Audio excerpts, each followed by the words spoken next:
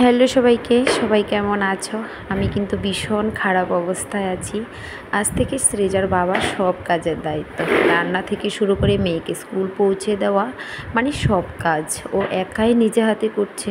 যেহেতু আমার শরীর ভীষণ খারাপ, বিছানায় শুয়ে 20 দিন এভাবে থাকতে হবে। মাত্র আমার 7 দিন হয়েছে। তো এতদিন আমার মা ছিল, শাশুড়ি মা ছিল। কাল যখন সৃজার বাবা হঠাৎই এসেছে, তো বলল যে আমার শাশুড়িমাকে বলল যে মা তুমি বাড়ি যাও, আমি পারবো।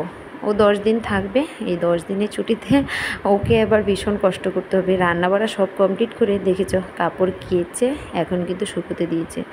তারপর এখন চলে যাবে সোজা স্কুলেও, সৃজাকে নিয়ে আসবে।